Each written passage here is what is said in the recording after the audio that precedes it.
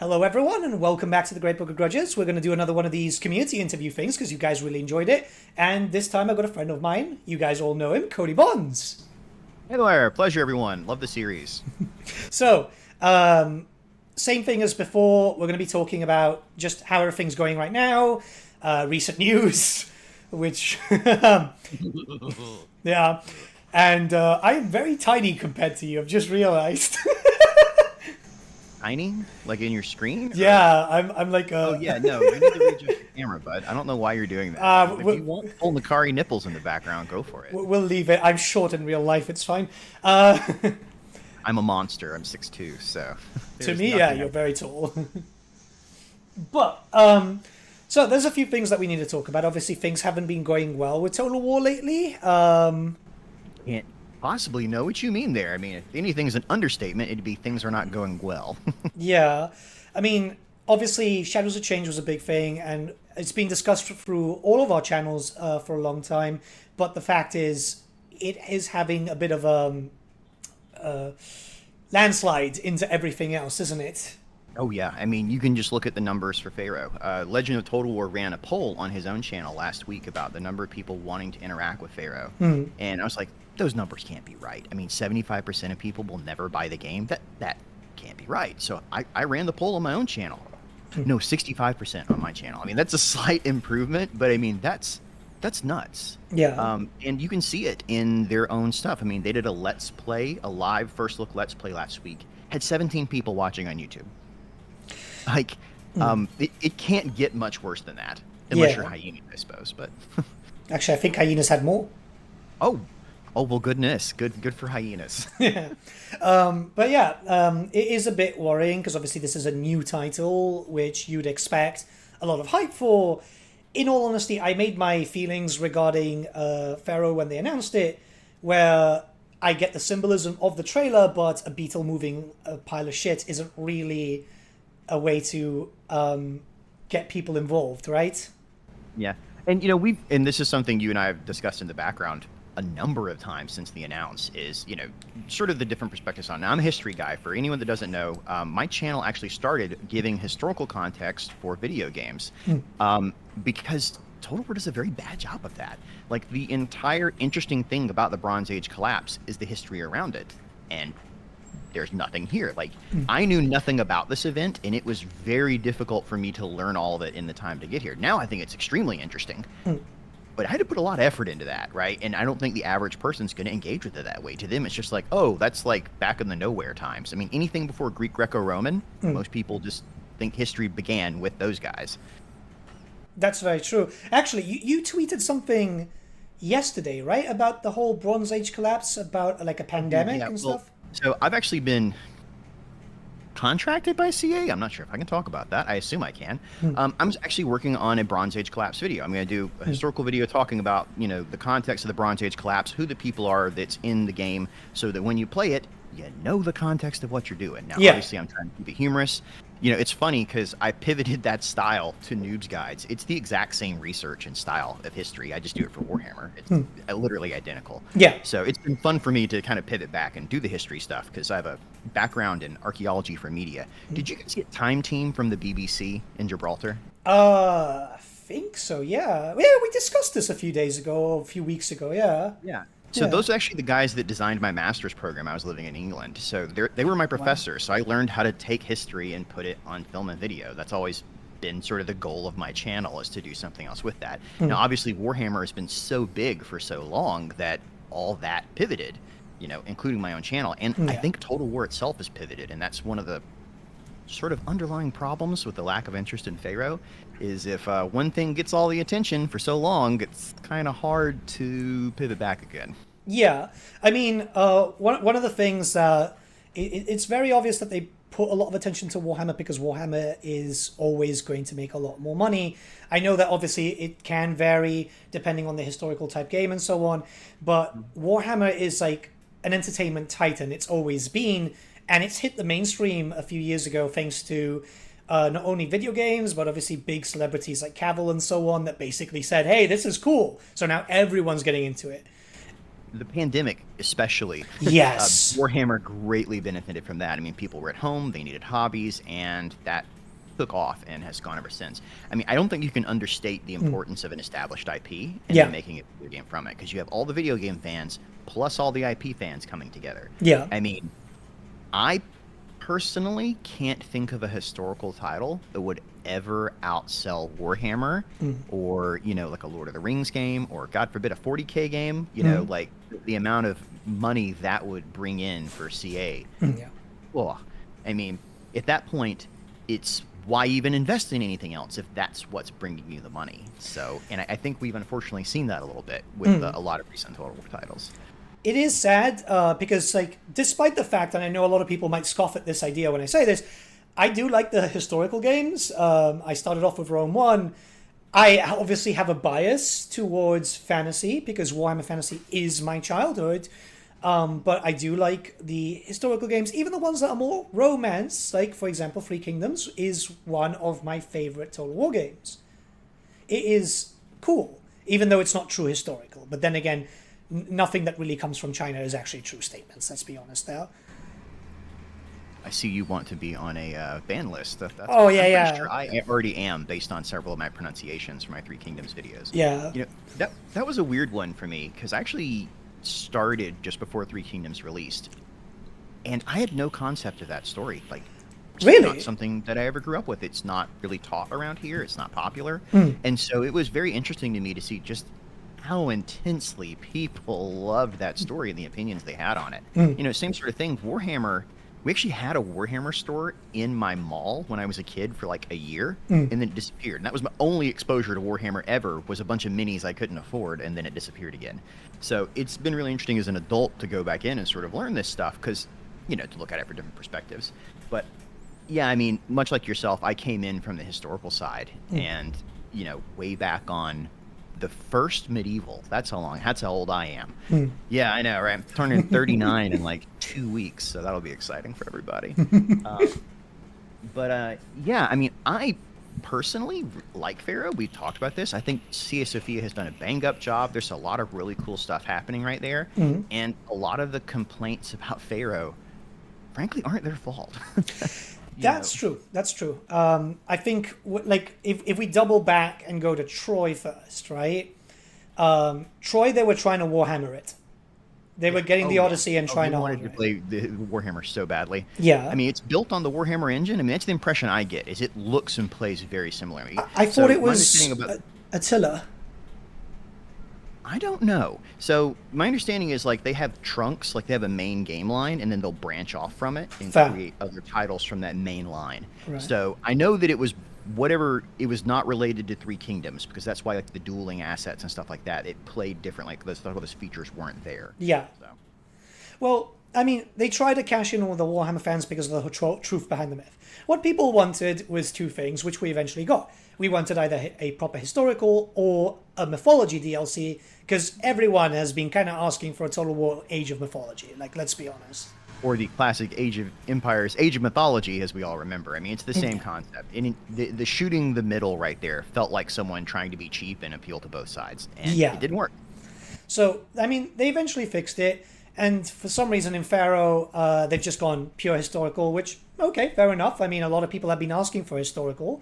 And let's be honest, from what we've seen over the years with Sofia, as a team, they are very good at listening to people. They're very good at coming up with new ideas, because one thing I've always praised Troy for is mechanics, like new stuff that ends up even bleeding into Warhammer because people start demanding for it, like the warband system for the Warriors of Chaos and so on. They are very good at coming up with new stuff. I want to give Sofia a bit of credit on that, going pure historical on this, because one of the most popular mods for Rome 1, Rome 2, and Attila has always been Age of Bronze. I mean, this has been a frequently gone to location, and the Total War team definitely looks at the most popular mods and sort of decides whether or not they're going to make games based off of that. I mean, Age of Vikings was a huge mod for Attila, and shockingly, we got Thrones of Britannia a couple of years later. And especially with Pharaoh, if you look at the Egyptian text at the time, I mean, the Greek stuff, oh yeah, they're fighting giants, they're centaurs. In Egyptian mythologies, really not so much. I mean, there's concepts and stories of gods, but they're never really coming down and smacking people around. Like, they're never saying that they joined the Pharaoh's army. Yeah. So that would be a heck of a thing to shoehorn in if they did it that way. Yeah. It's, like, obviously, I don't know, it's just one of these things where they had to pick a way to go. I'm just, like, honestly glad that they didn't go truth behind the myth, because I didn't like that system in Troy. Like, it's just weird for me. Can you repeat that word? I didn't hear you. The truth behind the myth system. Truth behind the myth. Yeah, no, that was... It was... That was that splitting the middle, and, neither side gets happy. That's all. And now... it was a compromise. I am sure that was a compromise in a boardroom somewhere. And Must that's what have been. happens when you're doing that. Must have been. And now, like, we're moving on to Pharaoh, which isn't generating buzz. Obviously, you've said that you've done polls. Legend did polls. A lot of YouTubers did polls. I did a video recently praising a mechanic, which it's the campaign customization, right? That's like my video during the embargo, and I thought, this is something that I feel very strongly about, because it's something that we've all wanted in Total War games, more sandbox, right? That's because it's a sandbox game. They can call it historical all you want, but like the moment that you deviate from official history, it's not a historical game. It's a sandbox based on historical setting. Yeah. So I was like, yeah, this is freaking cool. Got no more views. Options, more playtime, gives you more variety as you're messing with it. I mean, all positive stuff. Exactly. Got no views because people are just not interested. And that was one of my worst performing videos in the past 3 years. Like, it's like, wow, people are just not into it. And there's possible reasons for it, right? Yeah, I mean, I think that in general, the Total War community has sort of tuned out. They're just not wanting to stick around right now. It's just not a fun time. The lack of response from CA over the controversy surrounding Shadows of Change. I mean, I posted a video about what I would like to see change, to help it out. I'm sure you have. And yet we're getting no official response. It's just radio silence, business as usual, and it feels like just being ignored, and that's not really a fun place to be. So surprise, if you have to launch another product 4 weeks later, people still have that bad taste in their mouth, and they're just not wanting to talk about it still. So what I've been doing recently, which I've just finished, is a small series based on kind of what I want to see in terms of fixes for Thrones of Decay, looking towards the future, right? And I'm doing that, and I've said it in the video at the intro, in the middle, and at the end. Not saying I know better than CA, but more I'm giving them ideas, and I want my viewers to give ideas in the comments, because we know Creative Assembly staff watch our videos, and the idea is for that. But I was met with a bunch of comments going, why are you doing this? Why are you doing this? It's like, look, because if we let it die, they will kill it at this point, right? Like, I think at this point, they're looking for any excuse to kill the product. Because it looks like it. I mean, I go back and forth on it. I mean, people always say, oh, they're never, the Three Kingdoms can't happen to this. Well, it couldn't happen to Three Kingdoms either until it did. And the implications here is it's a pretty small team working on Warhammer. It's like, what, 15, 20 people, full-time programmers, and then they pass back and forth assets to an art department. But I mean, that's a pretty small team to be working on stuff like this. And it, I think that making videos about Thrones of Decay is good. I think that it's ironic that I think the sooner we can get those videos out, the better, because they have more time to act on those videos. I mean, I'm sure you've seen when you put something in your video and then go to watch something later, and it's like, wonder where they got that idea from. And, because part of it, at least for me, is I recently kind of labeled a fan expectation video, because, I'm looking through comments. I'm looking through, Reddit posts. I'm looking through all this. I'm like, what do people actually expect to be here, and what's feasible in, the time stuff's made? I mean, you have to have a pretty deep knowledge of game development after a certain point when you're talking about a product all the time. I mean, we've met the developers. We're aware what goes into this stuff. We both poured through the files. We know the timing on it. I mean, that's why we're coming up with this. It's like, hey, just so you know, in case for some reason your marketing people are not gathering this information and presenting it to you, because we get it, you're busy all day working on actual product. Yeah. Here's what the Reddit posts are saying, I mean, a lot of people don't seem to realize, because they see the YouTuber like us, right? And they like, oh, all they do is play video games. It's like, no, we do a lot of stuff in the back end, which a lot of people just don't know about because we just would love to just play a video game again sometime. So I actually yeah. keep my Xbox offline just so that when I go to it, I can't record on it. I can't do anything on it. It's just there to play a game. Yeah, it's a big reason why, say for example, I don't get involved with other companies in terms of like creator programs and so on, because then it becomes this, and like I put on average just with Total War, I put a good 40 to 45 hours a week. That's not counting streaming, because I have to do my videos. I don't do Let's Plays. I hate Let's Plays. I despise it. So what I do, Also a saturated market. well, it's not because it's saturated. It's just it's content that I wouldn't watch. So why am I going to make that, right? And I like discussing the lore. I like looking at mods because there's really cool mods out there, right? There's all these things which make this series so special, and I want to go into deep dives of that. And there's other stuff, right? Like when I talk to devs, I report a lot of bugs, man. Like there's a bunch of devs that like I chat to, like, you know, and stuff, and it's like, hey, I've just found this bug. Okay, cool, thank you, and stuff like that. Because we report bugs, whether or not they get acted on, that's up to CA, but we do report them. Yeah, when asked, frequently when not asked, we do leave opinions on things. Now, whether or not they choose to do something is up to them. And I think that, you know, you mentioning the mods right there is so incredibly important. I mean, the Total War series, I feel, has always been defined since at least Rome 1 by its mods. The first mod I ever did was Rome 1. You could replace the crappy neckbeard Spartan with the not crappy neckbeard Spartan. It looked like it, you know, it wasn't historically accurate, but it looked cool. Yeah. And since then, it's just, it's taken off. You know, I mean, I think that a lot of the longevity of these games is entirely because there's good mods for them. You know, people want to access it in new ways.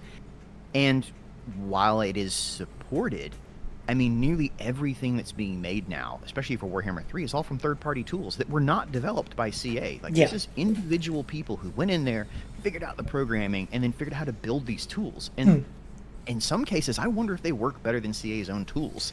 Because, I mean, the results are astounding.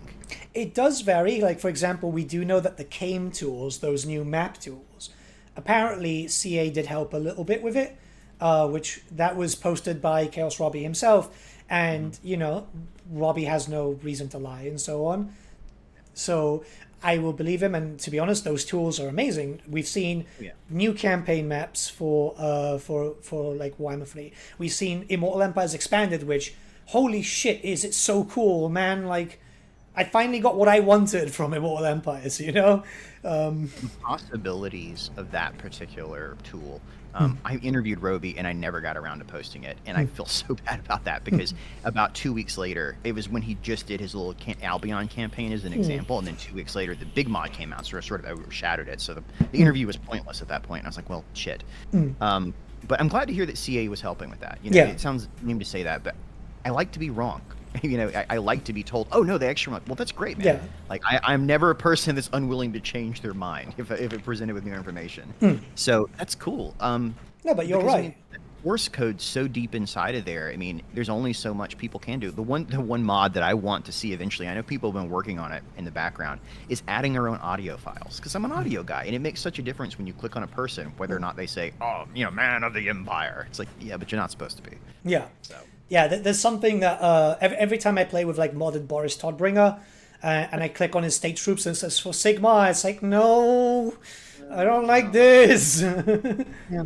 It's just another one of those things, though. It's such a low priority system for most people that when you mess on that, it's just not something that's high to mess with. But, you know, the ability to remake maps again, this was such a fundamental aspect of Medieval 2, and the reason a lot of people still play it today with the Lord of the Rings mods and things like that. Yes. That, you know, it changes what's people possible. Now, I understand why CA doesn't officially support that as much, because it gets into a lot of IP stuff. Yes. It's a little in the gray area as far as legality. You know, are they supporting a pirating of an IP? It's like, oh man, I would not want to be their lawyer. But then again, thankfully I'm not. I'm just a person playing, and I just want to play some really cool stuff.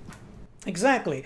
I mean, we've seen a lot of really, really cool mods. Obviously, OVN and stuff like that brings in Forgotten Races, which I always get worried that they're going to be hit with something, considering that Games Workshop has been hitting fan projects lately that have been making new races. Happened to the Warhammer Armies project for the tabletop series. So it's like, I kind of get a little scared, but I'd like to think that CA will defend it, because at the end of the day, these modders aren't making money from it. You know, they're doing it out of passion. It's a fan project. It's just one of these things that does worry me, because you never know where things stand with CA. They'll defend one thing and they won't defend another, which does kind of worry me sometimes. And it does have a long-lasting effect, because like since we're on the topic of modding, we have been noticing, without naming names, but a bunch of modders. Less mods. Some rather important names in the community have been quitting, which to me is heartbreaking, because I speak to a lot of modders. I know that you mod yourself, and without mods, I'll be honest with you, my channel would be dead, because CA have this really bad habit of do something, sometimes cause a shit show, and then bury their heads in the sand. But these modders are the ones keeping the scene alive. These modders are providing us with not only free factions, races, units and stuff, but they're putting their time, their love, and their talent into it, you know? And it sucks when they have leave. a 4-month delay between releases. Something has to fill that time. Something has to keep people engaged, and most times it's mods. You know, it's I got a new campaign with this person right here, or I can do this now, and you know, it keeps people playing and engaged in a way that you wouldn't expect. You know, I think Warhammer 2 obviously grew from its beginning to its end, and it had more players at the end than it did sort of at the start, because regular DLC, regular mod. I mean, and it's funny because you go back and look, and a lot of those mods still haven't made it to Warhammer 3. Like, it's just like the underlying. I think it started on the back foot, and so a lot of people just never came back, or they didn't have the passion to port their stuff. You know, and it didn't help that CA changed a lot of the file structures between 2 and 3. Yeah. Like, I had to completely rebuild my basic reskin of Vlad von Karstein. I was like, why? Why did you change this? There was no reason, you know, in the constant breaking and then not documenting what actually got changed in the patches. You know, it becomes exhausting to be a modder after a certain point. Not least because everyone's like, hey, update your mod. Nothing changed. I just have to click update. There's literally, it doesn't make any difference whatsoever. It's just a little sign on the corner, man. Yeah. So it is honestly kind of worrying. I mean, one of the mods, because like the release for Warhammer 3 was a shit show, you know, like. Yes. And one of the mods that I was really hoping for, and I know the rest of the community was GCCM.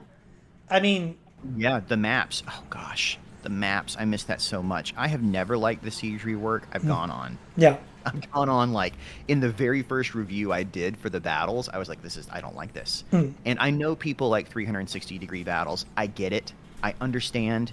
But, like, when you say you want that, but then you complain about the pathfinding and the AI, it's like, well, that's a consequence. There's a reason they didn't do that, which is it's a limit of what their technology is capable of, right? It's hard to make it where it can effectively assault all this stuff. And I mean, and the loss of GCCM, that's the custom map mod for people that don't know. That's like they added unique custom maps to like nearly every settlement in the entire world. And none of that made it over. And now we're stuck with what, like 3 generic maps, like 2 for each race. I mean, it's so... Yeah.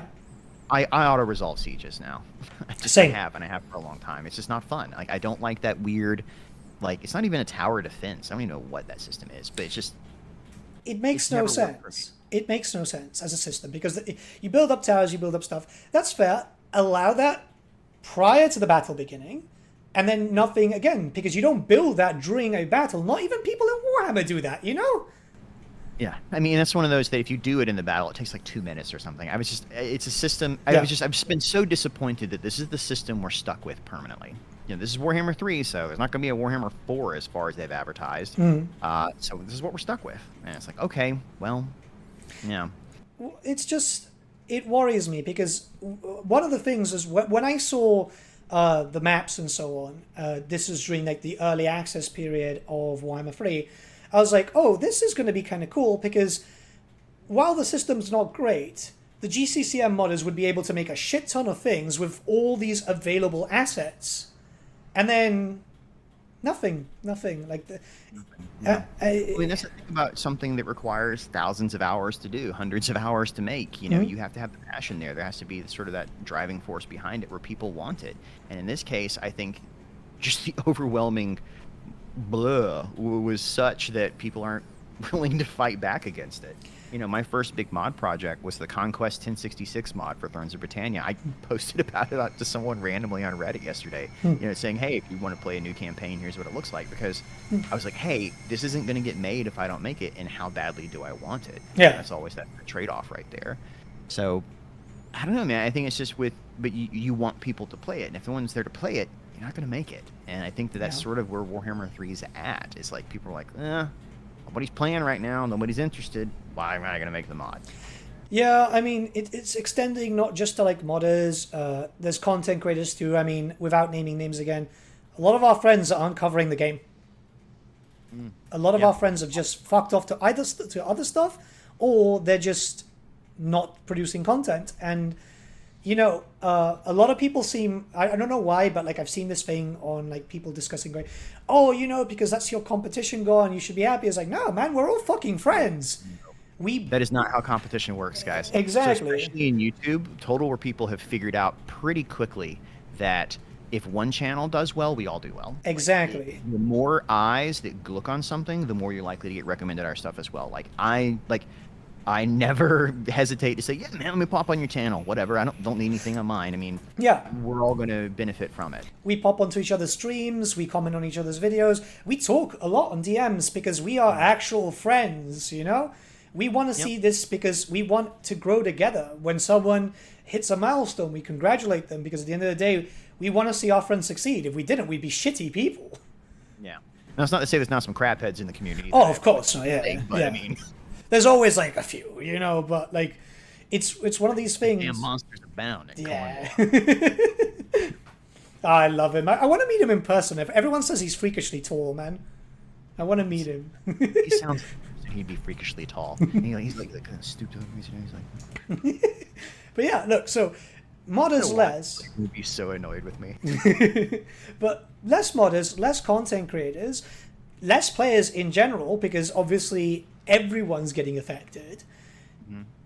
And it just feels like we're going into this lull mode, which isn't great for anyone. Well, the thing is, it's not the first lull mode. Even in the last 2 years, it's not the first lull. I mean, I'm sort of a weird position where I was a high school teacher for 10 years, you know, and then was doing YouTube on the side. And then the pandemic hit, and it was awful, and it was not fun to teach. And so I was like, well, you know what? At the end of this, let me try YouTube full time for a little bit. And you know, the reason I was willing to make the switch is not because I was making buku bucks on YouTube. It was because I had a daughter that was born around the same time, and it was either that or put her in daycare every day. So I was like, might as well be a stay-at-home dad for a little bit. Why not? And so that sort of outweighed the cost for me. But I made the switch when there were 3 games to be covering at the same time. There was Thrones of Britannia, there was 3 Kingdoms, there was Troy, and Warhammer 2 all at the same time. I mean, there was a bunch of stuff right there, like, to talk about. And the Warhammer 3 released, and then we had, what, a 6-month drought? Yeah. And then there was, like, a first DLC, and then another 6-month drought. I mean, it's not just, like, there's nothing to cover. There's nothing to talk about. And, you know, it's cool that, you know, basically for 1 month, you can get people attracted to your channel. There's stuff that people are excited about. But, you know, that cycle, it just gets rough. You know, especially with Shadows of Change, I released the Yun Bo video, which by far and away was the person people were most interested in. I, you know, put up polls and all that. Yeah. And he did half of what... No, he didn't do half. I mean, it was like 25% of what a video of Alethanar the previous month had done. Yeah. Like, this is a 2-year-old free lord, and that video outperformed Yun Bo's by a significant margin. Yeah. Like, whatever's happening, like, people just actively are avoiding. Like, they're making a choice not to click at that point. Like, they don't want to be involved. It's tied up to a few things, obviously, because I've seen it too. I felt it. My channel during the Shadows of Change stuff, not only was my motivation killed, but like just in general, content was not performing as well as it did for Immortal Empires or Chaos Dwarfs or even the DLCs of Warhammer 2. And it's obviously linked up to, one, the DLC was overpriced for what was there, right? Nothing that was hinted towards in their previous press release going, a ton of new units. You know, that wasn't a ton. That was even less than what we normally get. Yeah. And then followed up. followed up by, frankly, a very insulting statement which seemed more like a threat. I don't know how that statement got released. That's one of those, it's like anybody that would have looked at that in a PR capacity would have been like, yeah, don't post that. Yeah. But they've posted dumb things before, so whatever. I mean, as I like to say, it's like, hey, clearly they know something I don't, because I wouldn't have made hyenas, so what do I know? Well, it's one of those things, like, I'm not too sure how it works with different other companies. I've discussed this before. I worked like very closely to like the health department and so on during the whole stopping of the world for like 2 years, you know? And when a higher up wanted to put out a press release regarding, I don't know, one thing or another, they would come to other departments to ask. Because like certain cases, like where the testing grounds were going to go, where the testing hours were going to be, the cost of it, which something is like that is like, you want to keep quiet about that, you know? It's one of these things where, you know, what would cause a shit show? And the head would be like, the head would ask different departments, hey, what do you think about this? Even if it was different departments, like for example myself, and we'd be like, maybe not a good thing to say, right? You know, I lived in Bristol, England for a year, which if anyone watching lives in Bristol, I'm sorry. If you've ever visited Bristol, it's they used to call it the city too boring to riot. You know, everything's just a concrete megastructure. But when I was there, I noticed something that's sort of interesting about the British is, one, the class system still exists in a very non-codified way. Yeah. The people on the top do not seek advice from people on the bottom. Yeah. And two, if you're in a department, you stay in your lane unless spoken to. There's not much commingling. And I wonder if that's sort of an underlying issue with what's happening at CA itself. Is like, you know, the boss knows best, and he's not going to get advice from the peons. See, but I don't know. I mean, again, that's pure speculation. Down here, it's kind of like an unwritten rule that if you work, you will normally work with your boss for a while, right? So a perfect example is a good, oh God, I want to say 8 years ago, and I'm feeling old when I'm saying 8 years ago. I worked in fashion retail for a high fashion store, right? I was doing marketing for them. We deal with like expensive stuff where you'd buy a shirt, it'd be 120 pounds and stuff, right? Now, that boss, I will always love him to bits because he came down. I remember when I was going down to take photos of new arrivals and stuff like that, he would come down and work retail. The managing director, the owner of the company, would come down and work. When it got too busy, he would come down to work. And those are the people that you want making decisions, because those are the people who know exactly what their staff is dealing with. Whereas a manager, say, for example, at CA or Blizzard and stuff, doesn't, because they don't work in the front line. They don't know what the people want. You know, I've discussed this with other people and the content creators and industry people in the video games, and it's just that the video game industry has been changing in the last 10 years. It's gone from being a lot of fun startups and a lot of, you know, just making video games to like now people see it as a business. I mean, I think in the video games there's like $40 or $50 billion industry in the United States. I mean, it's huge. And so you're seeing people at the tops of these companies that, one, don't have a programming background, two, have never made a video game in their life, and they're executives. I mean, they're there to represent shareholders. You know, it is not coincidental that the person that heads the creative assembly now was a former CEO of Sega Europe. No, not Sega Europe. EA Europe. EA Europe, and they hired them 2 years ago, and suddenly all this weird sort of stuff happens about monetization pricing and things like that. Surprise! It's almost like somebody was hired to get a little extra money out of all these things. You know, by the same token, the recent controversy with Unity. I mean, that's a former EA executive right there. No design background, no entertainment or gaming background. Yeah. This is purely from a business standpoint. How do you better market and sell a product? It's a weird thing. Obviously, that 2 year mark that you said, obviously, is where shit started going down south. People might not notice it, but it's like, for example, Dryker. To play Dryker in Immortal Empires, you needed to buy the DLC. You needed to own the Realm of the Wood Elves also, and then obviously you needed to own the 2 games, right? It's like, that's a really big price for a free lord, and it went down ever since from there. The quality of the DLC was good. Of like requiring that you own Warhammer 1 and Warhammer 2 to be able to play a map in Warhammer 3 was always mind-boggling to me. And I know that people will disagree with me on this, but I fully believe that petition started by Legend of Total War is the only reason that eventually changed. Now, people can say, oh, it was planned, oh, it was whatever, and maybe it was, but it forced their hand. Yeah. You know, when the entire community is like, no. it says something, because at the end of the day, I mean, these are the people that are showing up again after again to buy something. I mean, there's a sort of, symbiotic relationship between an audience and the game creators. Yeah. That it's not, that's it's weird, but that's how games work in a weird sort of way. Yeah. And like, truth be told, a lot of players would have bought the free games anyway because they want to play as the free races. Just don't make it a requirement. Now, obviously, it's not, but the shit show was already there, And it's something that's very noticeable. So obviously, we can't talk too much about Pharaoh until like a review embargo.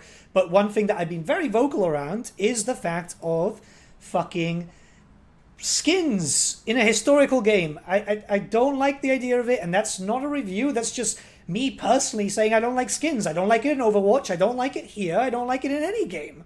You shouldn't have to. The thing is, I assume it's a test for something else coming forward. But if you look at the skins themselves, they have so much more distinct design than the actual skins in the game. Yeah. Like the skins in the game I would call historical, and the skins that are being sold I would call fantasy. They are much more like Loki from, Marvel versus Loki realistic. It's the same sort of feel you get when looking at these. Yeah. But, talking about that further with Pharaoh, I mean, can we talk about that announcement that just came out today? Can you? Yeah, that one's a very interesting one.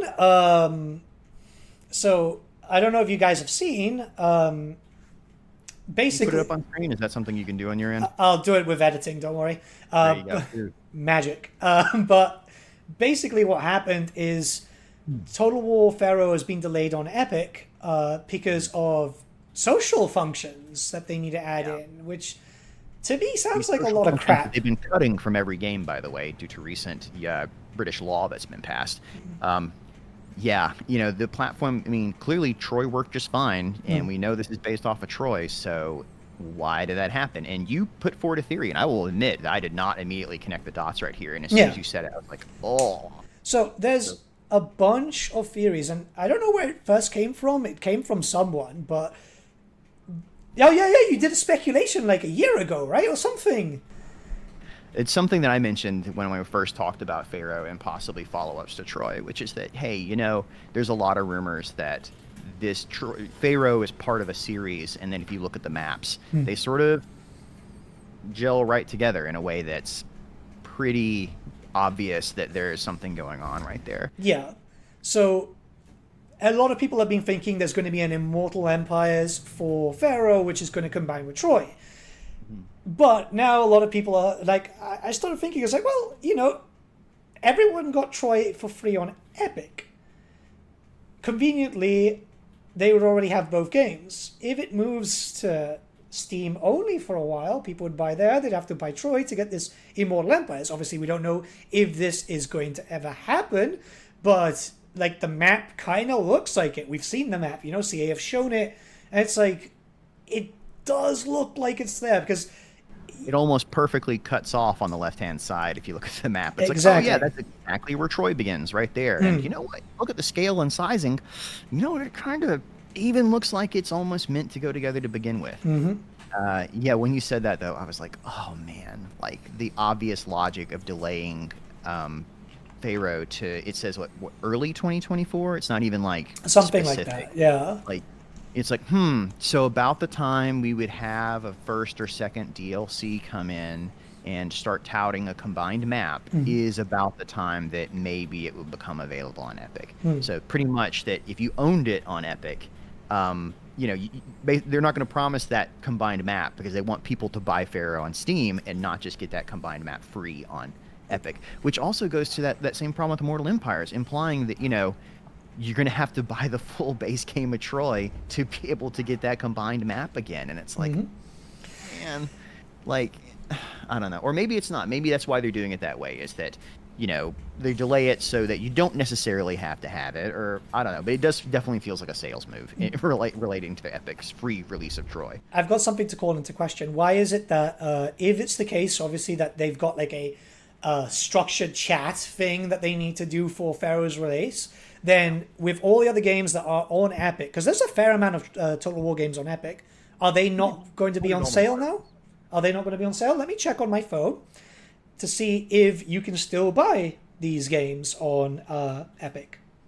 Because Of course, you can still buy them on Epic. I love the theatricality of this. Please continue, but yeah. No, yeah, because it's still Troy. So has Troy been pulled down to address its social functions? No, of course not. And if everyone's wondering what this law is I was talking about a second ago, sometime about 6 months ago, the UK passed sort of like an anti-terrorism law. Is the idea that they are worried people are using any sort of online chat forum to communicate back and forth and plan very illegal activities. And so they passed a law that any video game that is released in the UK has to have the ability to monitor that chat and therefore report anything that happens. And if you can't do that, then you are financially liable. And so a lot of companies like CA, who clearly aren't going to monitor everything someone shit talks during a battle about, are just removing chat functions entirely. And it's an unfortunate knock-on from that.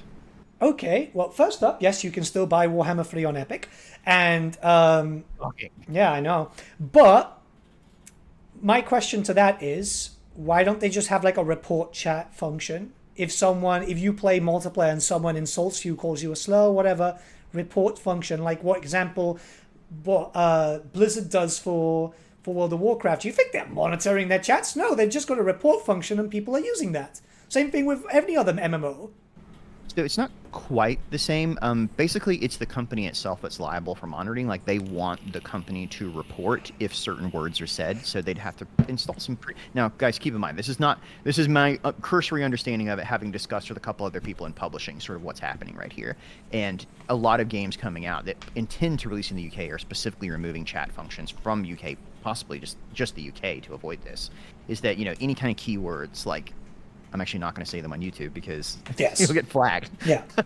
You know the words I'm talking about, folks. But if those words are said, they want the company to not only record it, but report where it came from and things like that. Sort of like it's basically a watchdog law. And it gets into a lot of very interesting ethical questions that nobody wants to have to talk about in the game industry.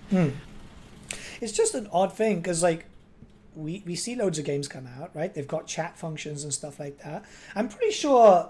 I mean, on CA's case, this just sounds like an easy reason to like throw out there for people to be like, oh yeah, they've already been doing that, so clearly that's related. I mean, it's like Unity saying they had death threats, and that's why they're closing their offices last week during the middle of the controversy, when in reality it was one thing internally, and they never reported it to police. Yeah.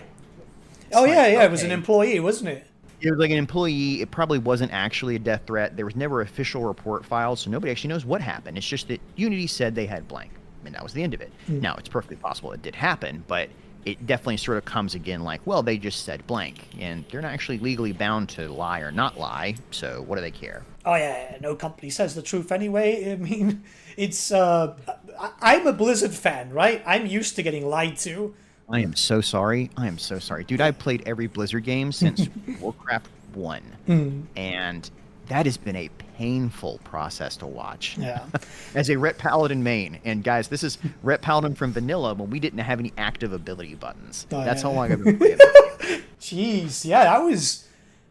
Wow, that's dedication, because, my God, they... Oh, yeah. They were bad. When we got Crusader Strike, my world just... Like, even... I remember Paladins didn't even have a taunt, yet they had a tank spec. It was all entirely based on damage. That's why nobody took paladins as tanks. And we're not quite as good as healers as priest, and our DPS wasn't as good as anybody else's. So I found that I was really good at PvP because I was super tanky. And so I just played PvP all the time. And that's why I'm still Knight Alanadlot. To this day, I keep that title because I earned that. That's awesome. But yeah, no, I mean, it's an odd thing. I'm trying not to think that that's the case that's going to happen with Pharaoh, and they're just trying to, like, funnel people to buy basically 2 games. Because, like, Troy isn't that bad as a game. Like, I liked Troy. I just feel like Troy didn't get that much attention.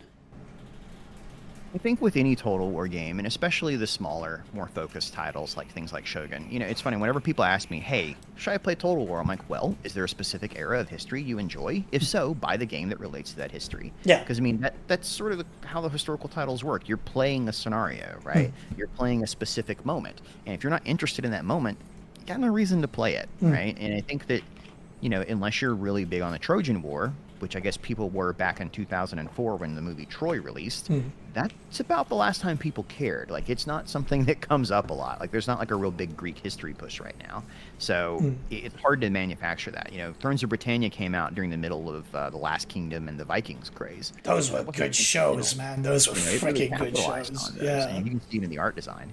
So, you know, I definitely think that without that sort of cultural push behind it, it's a lot tougher to be like, oh, I want to go back to the Bronze Age today. It's an odd thing. Thing is, like, I kind of, like, when it comes to me for history, I prefer stuff like Middle Ages down to Bronze Age because I like swords, board, bows. I don't like guns. Modern history, by the way. Pardon? It's called pre-modern history. Basically, anything before about the year 1600, where like it's not properly recorded, so there's a lot more speculation. I also prefer that better. Yeah, it's more the case that I just don't like gunpowder. I don't like guns. I don't like that type of stuff. I get it. I know why people do like it, but for me, it's just never been a big thing. Like, it's one of that thing. Gunpowder's tough, man. I mean, because when you get to that era, there's so much more logistics, and we just know so much more, and so it becomes difficult to sort of encapsulate all the random bits and pieces to it. You know? Yeah. I mean, the army sizes. I mean, if Napoleon was accurate, the army sizes would be like, what, 10, 15, 20,000 people on screen at once? I mean, it's nuts. And unfortunately, Total War just hadn't come up with that. You know, I mean, that's not what you're seeing. And I think the control system actually starts to fall apart when you have units that big. Yeah. Personally. Yeah. But it's one of those things, like, for example, that meme that came out recently. How often do you think about the Roman Empire, you know? Every damn day. But it's cool because you think... It's my job too, so... But you think about legions of warriors marching and stuff, right? Groups of 160, and that's so cool.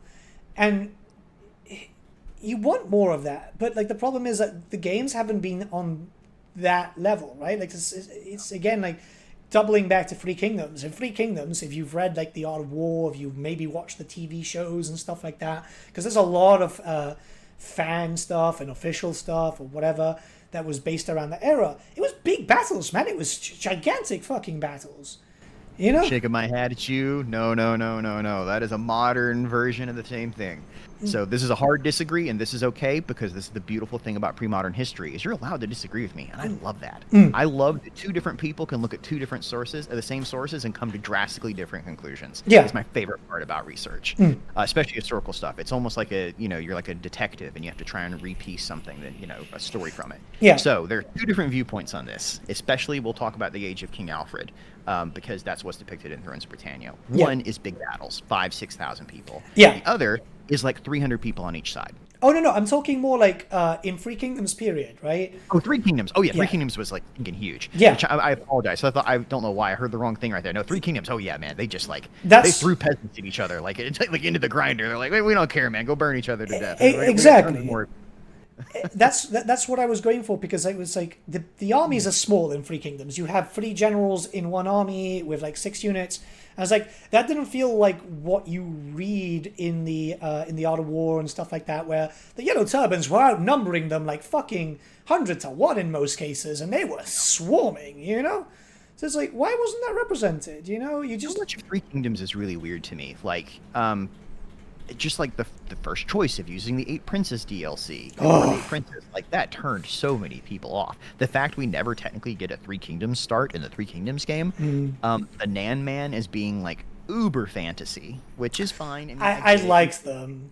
I mean, it's cool, and it's definitely depicted in a lot of the sort of the shows and things like that have been made. They definitely look a lot more high fantasy, and I think that it was just because the rest of the game hadn't used that tone so much. It was like, whoa, that was a shock. But yeah, I've always felt the recruitment system and the army system for Three Kingdoms works better in a medieval England game, than it does in Three Kingdoms, because it's like, here's your lord, here's his retinue troops, and each of these lords then join your army, which is much more accurate reflection of how it actually works. Yeah. And so there, where you're supposed to just have these legions and legions of peasants, it doesn't work. And this goes actually back to a thing upcoming in Pharaoh that people have been talking about. Yeah. And I want to address it here because I've talked about it with other people, which is, when you're fighting the battles, they lack weight, right? The battles feel clunky and you don't know why. And you never used to hear that as much, in my opinion, in Rome 1 and Medieval 2. It's not that they're not didn't have their problems. But everything has gone to what's called a matched animation system for the most part. Yes. So in these Total War games, there's a unit, and that unit then locks to another unit, and an animation plays. And at the end of the animation, something happens. So that means anytime charges in, and things like that, they just come together, then animations start to play. So you lose sort of that dynamic movement. And it's something I've talked about with the game Kingdom Come Deliverance back in the day. You ever play that one? I did. It was really, really punishing for me. Yeah, no, I mean that's the weirdness about that game, is that for some reason people, when they chase reality, when they chase trying to recreate history in its truth, like it's one of those things, the more you try and grab it, the more it slips through your fingers. Like trying to recreate something perfectly is a fool's errand. Like, you know, anytime everyone's like, there's a classic interview I did with Jack Lusted way back in the day, and he recently agreed to an interview with me. Is I put up a Reddit post that critiqued his use of what are called waningas, which are the little leg wraps that go around people's legs. I was like, this is not historically accurate leg wrapping. It's like, who put this on there? Like, what kind of, that's not how these work. They're basically gaiters, if you know what those are, like wading gaiters. Yeah. You keep your pants from getting ripped up. Yeah. And so he agreed to an interview to defend his choice of gaiters. And it's because apparently when he was working back on Napoleon Total War, he had the wrong number of buttons on the front of someone's like uniform, and then got raked over the coals for it. And it's like, that is such a minor detail that has no impact on gameplay whatsoever, that you have to fight against. It's like, oh man, trying to chase reality. But that happens. That will happen anyway. It happens a lot with Warhammer. People know these miniatures, and they expect these things to look like the miniatures. You know. I love researching Warhammer. It has been so fun to come into this as someone that has no stakes, because I finally came across a saying about a year ago. It's like, everything is canon, nothing is true. Yes, that's very popular saying. It's so accurate, because it's like, you know, I'm doing this research, and everyone's like, you know, like I'm working on Marathi right now. It's like, oh well, Marathi sleeps with Malekith all the time. They're banging each other in the shutters every time they get. And I look it up. I'm like, no, actually, no. There's like a reference in one manual from like the 6th edition with like a sly wink and a nod about their relationship being weird. But it's like somehow that got expanded and it's become canon, even though it's not canon. And of course, later books completely like removed that. Yeah. And it's like all these things exist simultaneously and they're all true, but they also contradict. So you got to pick one. It's just been really fascinating to come across, because the official Games Workshop position is that there is no official canon, is my understanding. Well, there is and there isn't. That's the thing. There only is when it's convenient to Games Workshop. However, Games Workshop themselves have always very quietly pushed the multiverse theory. And we've seen that in books and so on. Like, for example, there is like the idea that the one is a unit, the one exists on the shelf of another, is like a bauble kind of thing. Yeah, but it kind of there is a novel which has a Bretonnian knight that goes into Athlauren, and then after he leaves Athlauren, it's about 150 years post the end times. He ends up, funny enough, killing a Cathayan dragon too, which was Jade. So might have been your bow. But the fact is, multiverses have always existed. It's been mentioned a lot. Originally, it was supposed to be just a way to tie in Warhammer Fantasy and Warhammer 40k, which is why during the end times we have Khaldor Drago, why the Skaven end up communicating with the Eldar, and so on. But then recently they've been kind of like going multiverse theory again, and I think that's kind of just multiverse theory is hot right now. I mean, that's what all the major media properties are doing. Yeah, like I've had so many arguments with people about lore, and what it always comes down to for me, because I'm a creator, you know, is that it's whatever they say is true this week, guys. There is no official answer. It's like this edition says this is the thing, so therefore everyone on the staff goes, okay, yep, this is what we're pushing now, and it could change again tomorrow. Like very. Like core tenements to something could change if someone on the top end felt that there was a monetary reason to do so, or they wanted to introduce a product line. I mean, something's extinct until it's not. You know, I always like to say I'd love to see the Primarchs come back. I mean, from a sales standpoint and like a main character standpoint, the Primarchs are what I was first attracted to as a player. I hate them. Really cool. I hate them so much. Funny. Yeah, it's funny to me because that seems to be like the primary position, but it's like from someone that's new coming into this gargantuan universe, it's like such an easy touchstone because it's sort of the embodiment of the group they represent, the chapter in that case. Yeah. But the reason why a lot of people don't like them is more of the case of like they've turned into like Scooby-Doo villains. Well, say, oh, Angron comes in and then he gets killed and then he comes back in 8 weeks, 8 days, which is technically, a ninth week. But yeah, well, that's bad writing. That's not the same. But it's good concept, bad execution. I mean, that's Yeah. the thing is, I think that's why they removed them to begin with. It's just like, how do you balance something that can come in and just flip the board on your entire scenario? exactly. But it's one thing there, and this kind of leads me off to a little bit of 40K conversation I want to have with you. A few days ago, there was a very interesting post on the Total War website, which has then been removed. It was covered by Video Games ASI, which new engine, Total War, new It's engine. a complete fabrication. So technically, when people talk about engines, I want to make sure we're clear on what counts as a new engine, right? So technically, Empire is a new engine. Right, so there was the first engine, which was Medieval 1 and Shogun 1, right? Yeah. Engine 2 would have been Medieval 2 and Rome 1, Yeah. right? And then a new engine got introduced, which was Empire, right? And then I think technically there's a new engine for Rome 2, is that correct? Yes. I don't know. The point is, guys, in each one of these cases, it's actually the same underlying engine, which is an engine is just the way that graphics are created up on the screen. Like the underlying systems of how things are made is entirely still the same. Now they may go in and gut the code and sort of like rejigger it back up from the bottom, but it's still the same system. It's not like they're switching over to Unity or switching over to Unreal or something like that. It's still the same in-house thing that's had pieces taken away and new pieces added on. So calling it a new engine, I mean, it's sort of like getting a new car and then dropping a new engine in the car. It's still the same car. It just might go a little faster now. However, when they said it, right, like because that was on their listing, this makes me think, oh, we're moving on to the next line of Total War games, right? Because they obviously have to improve, and because I mean, even Bethesda, like. Every Elder Scrolls game was based on the same one from Daggerfall or something, right? Was it Daggerfall or Morrowind? Morrowind. I think it's Oblivion, actually. I mean, it's possible it's based on the one from Morrowind, the Creation engine. Creation. Yes. Because I can definitely see the similarities from Oblivion to Skyrim to Fallout for sure. So at least those ones are all based on a version of that same engine. Yeah. But yeah, I mean, Total War's been overdue for engine stuff for a long time. I mean, a lot of the features that people have asked for just, frankly, it's not that they're not possible. It's very hard to simulate given the current engine. Yeah. Unit push is something I've always thought is a very cool concept, and it adds a lot of dynamics to a battle. Yeah. And Pharaoh managed to do it a little bit.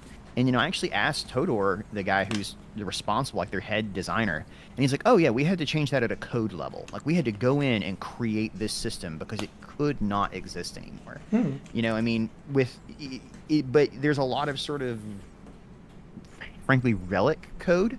That's what they call spaghetti code. It's relic code. Stuff that's not technically there anymore, and it does work or it doesn't. For a long time, the banner bearers and musicians and stuff that people were adding in Warhammer 2 was a relic of a line code that was left all the way from Empire. That's the last time it had been used, and it was still in there. It's that same slot, right, of like the signifier. I didn't know that. I didn't know that. Wow, that's actually... I mean, you heard about... I mean, this is one of those things that back in the day people were talking about with the Chaos Dwarfs and the trains, right? Right, so do you know what the code that's based on? So I can't prove this. This is what I've heard, is if you look at it, it looks very similar to the cannon system from Empire back in the day, where there's a horse pulling a cannon behind it. Oh! If you look at the Chaos Dwarf trains, it's probably the same bit of code, because there's one thing in the front that's pulling the things behind it, and that's where that's coming from. So, I mean, it's not always a bad thing. I mean, that's how games are made. You reiterate from previous features, but eventually these things get so old, you either got to rebuild it from the bottom or jettison. So they call it a new engine. Really, it's a refresh of an existing thing. They're not starting over from zero or anything like that. But, I mean, it's definitely a sign that they're moving on to something else. I mean, this one is definitely getting long in the tooth. I mean, I think people need to shake up. Sorry, the cat's just jumping into the screen. That's cool. You'll have one of my kids pop up on my lap in a second. It does the same thing. They're gonna lick my face too. Same thing. But I honestly think, because it's obviously, like, we've all heard the rumors of like 40K and stuff. Oh yeah. It needs a new. See, me, I definitely think it's possible, and not only that, like I've written a video, I just never get around to making it, where it's like, yeah, if I ruled the world and if I was making 40K tomorrow, here's how I would adapt the existing systems to make 40K. Yeah. There's totally a road forward with it. Now, is it going to please everybody? Of course not. That's not how games work. It's there to sell things. Yeah, but right. It worries me though, because, you know, as much as I would love a Total War 40K, like, I've got loads of armies. I've got a Deathcore army. I play Tau too. We've started seeing some things which would translate there. Like, for example, skins. Yeah. Yeah. And it's funny, as soon as I saw skins in Pharaoh, that's one of the first things I thought of. I was like, you know, technically Space Marine chapters really are just reskins. You know, you add a little extra piece or two to them and a unique unit. Suddenly that's a $20 DLC for a new Space Marine chapter, isn't it? Yeah. And it's like, you can start to see the writing on the wall. And it's funny because, I mean, it's not like this is unique. My child is shaking the coat in the background. It's a ghost. And, you know, we've seen this in Call of Duty. We've seen this in other games where it's like, oh, $20 for a new skin. You know, the Assassin's Creed Unity effect, for lack of a better word. Yeah. And it's just, I don't know, man. It's unfortunately sort of a symptom of what's going on with a downturning economy right now. Is everyone's trying to find a way to make the green line go up, and you just feel like you're the butt end of it. And unfortunately, I think that skins are one of those. I can't imagine that anyone at CA Sofia was like, yes, skins. That's a top level decision that comes down. Yeah.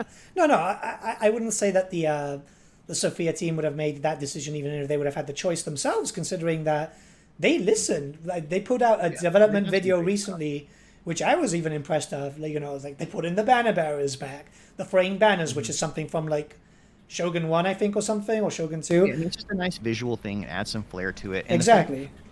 I've complimented them elsewhere, but it's like, and the fact that they got that feedback, and then a month later those were in the game, it's like somebody pivoted, like somebody internally said prioritize this. Yeah. I mean, when was the last time we saw that level of response? Yeah. I wouldn't even for other products, you know. I wouldn't even call it someone pivoted. I'd say someone cared. Good counterpoint. Yeah, I mean, that's a good way of expressing it. Someone wanted to make sure that these concerns were addressed, and they did so. I mean, giving both a 3D and 2D unit card option. Yeah. By the way, I keep seeing this comment. It's like, oh, I don't like the 2D unit cards. Right, they're an option. You can go either way. Like, that's the whole point, is they're adding so many options in here. Yeah. So they make you want to play it. Yeah. Like, and it just feels like they're trying so hard, and it hurts me a little on the inside, because clearly this is a team that wanted to make something that people loved, and the cards are against them. I feel like obviously the fallout from Warhammer 3 has hurt them, and I said this in my review of Shadows of Change, actually, where I said I feel like if CA management don't come out and actually speak to people, you're going to hurt all your other products. Because look, there's been a lot of hostilities towards Hyenas because of this too. A lot of hostilities towards us. Yeah, but like, put it this way, right? Like, I don't care about Hyenas. I played Overwatch 1 and I thought that was crap, you know? That type of game doesn't... Overwatch 1 was fun. Come on, man. It was like smacking action figures together. I'm not one of those types of... Blizzard fan are you? You're going to badmouth Overwatch and its endless amount of pornography. See, I'm not one of those types of people that like those team-based games. I like I like Total War. I like World of Warcraft. I like an MMO feel. I'm not like into those shooter types. I never liked Counter-Strike, for example, and so on. Obviously, different style, but they are kind of linked in terms of history, you know, in terms of game history. Are you telling me that the dude who works on YouTube on a solo channel by himself at home is not a team guy? No, I'm a raid leader, and wow, man, like I used to main tank. I still play with my community, it died because like Dragonfly got... What was your main? What would you tank at? Demon Hunter. I love Demon Hunter. Demon Hunter tank. Oh man, so you're back in Legion. Gosh, I forget how old I am. No.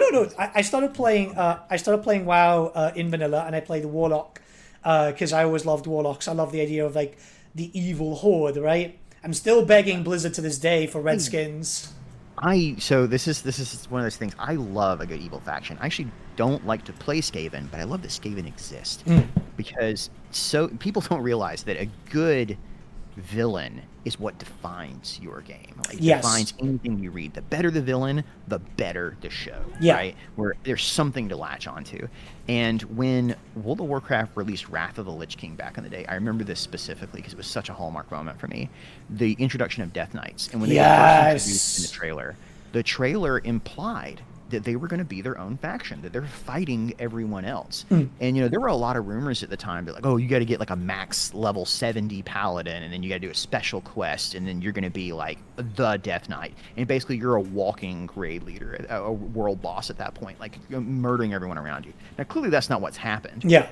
It was interesting. That's what people wanted. And I feel like we've never really gotten that in a game because that asymmetry is so tough to balance. But I just remember specifically that feeling of what people desired of really being the bad guy. I remember when Death Knights came out, I switched to Death Knight instantly, right?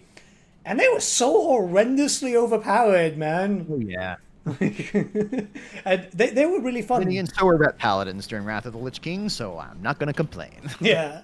But I switched to Demon Hunter because I was always a really big Illidan fan. He was, I wouldn't even call him an anti-hero, but he was kind of like on that really thin line from villain to anti-hero. Yeah. Man, Blizzard did such a good job in Warcraft 3 of establishing so many of those characters. And that's one of those things that it feels like World of Warcraft really needed a Warcraft 4 to advance the story a bit more for it. Yeah. Because it never quite managed to do it in game. I was actually a big Garrosh Hellscream fan. Same. I felt like he was shaking it up. It was adding something new to the world, and then it fell flat. Like they couldn't figure out how to stick the landing with him. Yeah. Like World of Warcraft kept turning into World of Peace, and then we fight the other boss, and it felt like it brought that dynamic of like clashing back in again. So I still think that Garrosh was one of the best things. Dude, I thought he was going to be basically, I honestly always thought he was going to be the second coming of his father, Like we were going to get a badass, we were going to get Grom Hellscream 2.0, and we were just going to dominate, And then, I'm a big Horde fan, man. Like I'm Horde for life. I was like, God damn, we finally got someone with balls, because like Thrall was always peace talky, Oh, he was. He's hugging people in the shaman ways. You actually know how I got YouTube monetization was from a video I made about World of Warcraft. If you go back to the earliest days of my channel, they're actually short films that I recorded inside of World of Warcraft. Like they're animatics, like I'm talking, and so the one that got me monetization is actually a fight between Garrosh and Thrall that I took like 3 months to animate because I was basically out of a job and homeless. So I was like, sure, why not? Let's see if we can do something with it. I made $0 from it, but in the long run, it's helped my channel, obviously. Yeah, that's so cool. I mean, I love that stuff back in the day. It's still so much fun. I haven't played Dragonflight. Like I own it, and I haven't. I like it. I honestly like it. I think it's a lot of fun. So it's very, in terms of Horde and Alliance, it's very World of Peacecraft. However, they're dealing with a villain a series of villains actually, which is much better written. Like Zoval, which was like the jailer, was crap. Here, we only like one of the characters that we kill off in the first raid is one of the incarnates, right? Razagath, and within the maybe 20 minutes total that she had of screen time in terms of cinematics, she was an absolute terror.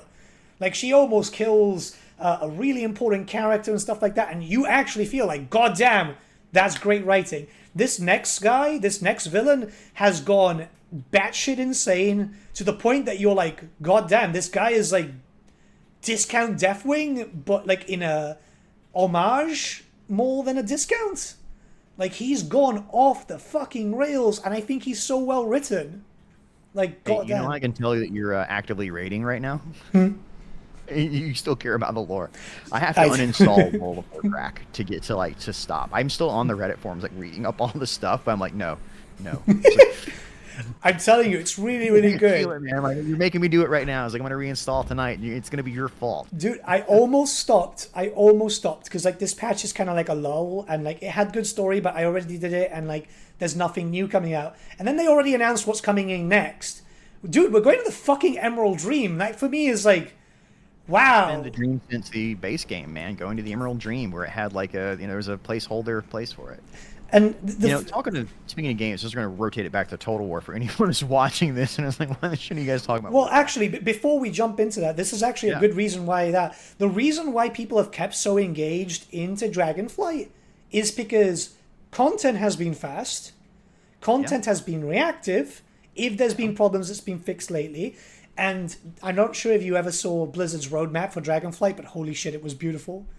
Like, beautiful. I feel like the company itself, like, since they started getting looked at by Microsoft, there's been a lot more sort of tightening down. It's like, hey, look, we got to fix our stuff if we're going to make this work, right? So here's blank, blank, blank, get it all in a row. I know that people come down different sides on this, but I think one of the best things that could happen to Activision Blizzard would be to get acquired by Microsoft. Yes. Because clearly they need a different hand on the tiller. Yeah.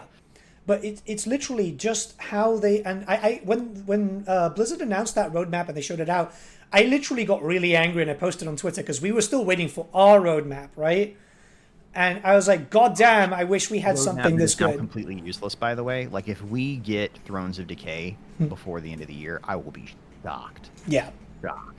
Yeah, literally shocked. But why has there been no response? I mean, I'm actually, and this is something that really does slightly annoy me, which I don't really admit on streams or like videos. Why has there been radio silence? I get it. I mean, it's the company policy, but it's like people want something at anything. Give us. I mean, words are cheap, guys. Like, you have to follow through. I mean, you've had what 2-3 weeks since this is going on. Like, is the plan to just bury heads until after Pharaoh and just skull that game and just like shutter it and move on? Yeah. Because I mean, there's no it's just been wild to me. It's like, this is a major company that represents like what 25-40% of the total profit of Sega every year. I mean, it's a huge number. Really, that much? I mean, it's really high. Like, it's their most profitable division. I know that much because if you look at their financial reports, it actually shows you all this stuff. I talk about this to people all the time, and CA itself has been spending more every year with like less benefits in certain areas. Like, Warhammer 3 was supposed to be huge and it just didn't sell like they thought it would, and so there's a lot of like questions about bloat and things like that. I personally have felt for about 3 or 4 years now that Creative Assembly is ripe for a buy-off. They worked with Microsoft for Halo Wars 2, and Microsoft has been going on a purchase craze. Yeah. In fact, if you look at some of their internal documents, they were gonna try and acquire Sega, and then Bethesda came up. Because Sega's like worth half of what Bethesda was. So like, well, let's get the big one, then we can always come back and collect the others. Yeah. So, it's pretty wacky right now. It's really just really odd because like one thing, there was a drama way back in the day with Twisted and Twilight, the Wood Elf mechanic. Remember that? So it was lackluster. It was kind of crap for the sisters themselves. The item forging, the forge mechanic was lame. Yeah, it was. And I remember there was actually fixing the larger wood elves, and so they just sort of inherited that. Yeah, but they made a statement within like 2 weeks because I remember there was might have been a little bit more than 2 weeks, but I really remember Grace posting on the Reddit and so on saying, we're taking your feedback. Then they did a beta version of the new version, and then they did the full version. I was like, that's great. That's so reactionary. That's fantastic. Where the fuck is that now? An internal shift in like how they operate. I mean, Grace is no longer there. They've gone through how many community managers since? I don't even know who the community manager is anymore. There's like 5 active ones now. 6. They basically abandoned Reddit. They don't post on there really, or if they do, it's inconsequential interaction. The Discord, I don't frequent, so couldn't tell you. Yeah. But I mean, it's sort of a policy shift on how they want to engage with the customer base. Yeah. But what is when we had that controversy with the Twisted and the Twilight, I was like, okay, this is really, really good. Then when it links up to like the controversy of Warhammer 3's release, where nobody wanted that fucking story enforced mechanic, and people told them, look, this is a way how to fix it. Even modders came out and fixed the problem, right? Yeah. And they wouldn't turn off turn it into a sandbox, make it less story based. Exactly. Or, just like whoever thought that fucking story was a good idea obviously does not play Total War. There's nothing wrong with the story. It works for 1 or 2 playthroughs. Exactly. But you can't maintain your game for 6, 7, what was it, 9 months later? They expected that to have a lot longer legs than it did, and then it didn't happen. And my personal theory on what happened right there is that the main team finished the game, and then they brought some people in. They're like, all right, great, now bring over the other stuff. Yeah. And then just like what happened between Warhammer 1 and Warhammer 2, hey, turns out we've actually made a lot of changes. And, that's why all those changes in late Warhammer 2 weren't in Warhammer 3, the Potion of Speed update. Yes. They already forked off so far away, and when they tried to merge that back in, it all fell apart. Yeah. They didn't say that in any of the messages, but that's the impression I got, because it was almost the exact same timeline. It's like, oh, oops, turns out we screwed this up again when we tried to merge everything, and it's going to take a lot longer than we thought. Yeah. It's there's no communication in CA, there's no communication coming out of CA, and it's weird. I mean, I know we're both in communication with CA regularly. Yeah. And it's just like, it's very interesting to try and communicate with reps. They're sort of like a gatekeeper for a company and what comes out to you officially versus doesn't. Yeah. It's a very tangled web.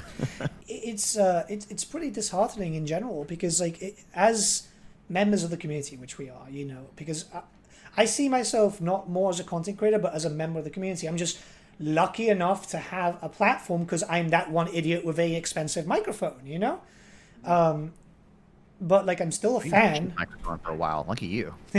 But I'm a fan of the series. I'm a fan, and it's nice that this fan sort of became a job, but everything feels like it's going down Schitt's Creek, and there doesn't seem to be a way to make it from this. We can't do anything. We need them to fix shit, right?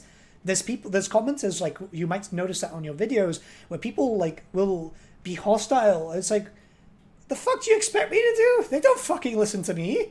I mean, that's why I posted that Fixing Shadows of Change video. I mean, it sounds weird to say it that way, but I try to keep a positive tone. I try to be constructive, and that's all I can really do.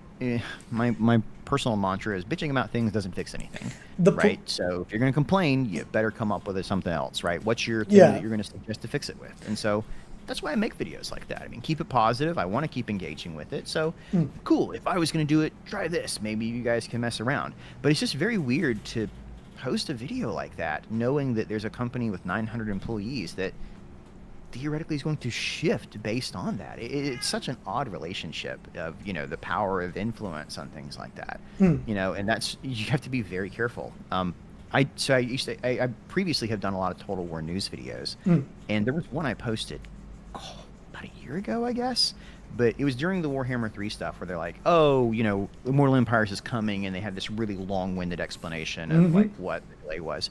And in it, I got really annoyed. I was like, look, blah, da, da, da, da, and just kind of ripped into the company. And people were not okay with it. They didn't like an opinion. They wanted, for some reason, people think my opinion is me actually just reading the news verbatim, which is hilarious to me. I'm just like, no, I'm just reading what it says with a monotone voice. You're implying emotion there. Yeah. And so I actually had to pull it down and repost it without that little opinion section in the middle, because people got so upset at how dare I. And so it's interesting the way the community can swing back and forth, based on the whims of stuff.